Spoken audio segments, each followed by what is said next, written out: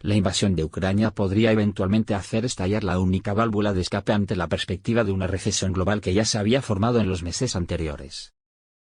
Un viejo proverbio africano dice, el tambor de la guerra es el tambor del hambre. Sin duda, tras la invasión de Ucrania, esta máxima está hoy más vigente que nunca.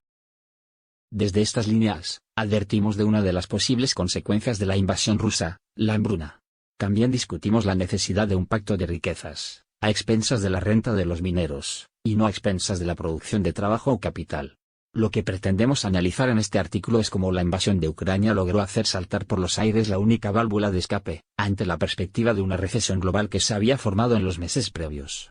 Estamos hablando de cómo una fuerte corrección en los precios de los activos financieros de riesgo, la bolsa, los bonos corporativos, los bonos emergentes, etc. A menudo conduce a una caída en los precios de las materias primas. Poco tiempo. Sin embargo, sin una indicación clara todavía en Ucrania, es probable que los precios mundiales de la energía y los alimentos no procesados se mantengan altos en cualquier escenario. Por lo tanto, el tambor de guerra será el tambor de la depresión global. La economía global se dirige hacia una tormenta perfecta, con Europa, China y Estados Unidos cayendo en crisis al mismo tiempo que se desarrolla ese año. Los datos de crecimiento económico del primer trimestre publicados en España, Estados Unidos y la eurozona fueron decepcionantes, mucho peores de lo esperado. La economía mundial se dirige hacia una tormenta perfecta, con Europa, China y Estados Unidos cayendo en crisis al mismo tiempo que avanza la época del año. Los riesgos de una recesión mundial aumentan día a día.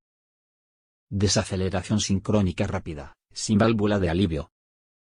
Las proyecciones económicas, tanto de agencias privadas como oficiales, han comenzado recientemente a destacar riesgos crecientes en la región, pero subestiman la medida en que estos riesgos se multiplican cada día.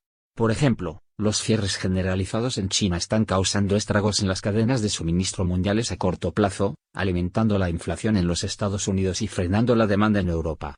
Aunque la trayectoria de crecimiento de China se ha ralentizado en los últimos años, hasta ahora una gestión macroeconómica muy competente ha evitado una crisis grave.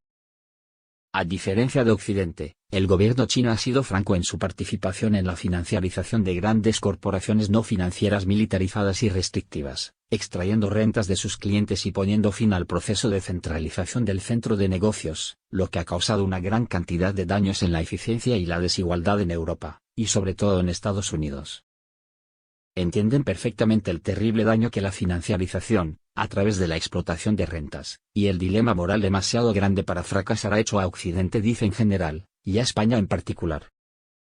Sin embargo, hasta ahora China no ha logrado una transición exitosa de un modelo de superávits de cuenta corriente masivos a uno donde la demanda interna es el principal motor de la actividad económica.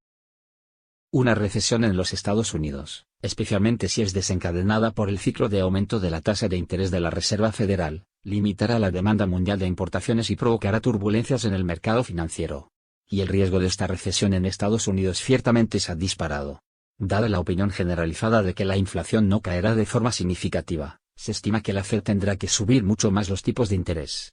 Pero por otro lado, con la creencia de que los ahorros se han disparado durante la pandemia, y que el escenario más probable es que la demanda de los consumidores se mantenga fuerte mientras los problemas de la cadena de suministro empeoran, ha llevado a que el gobierno de Estados Unidos redujera erróneamente sus políticas de estímulo.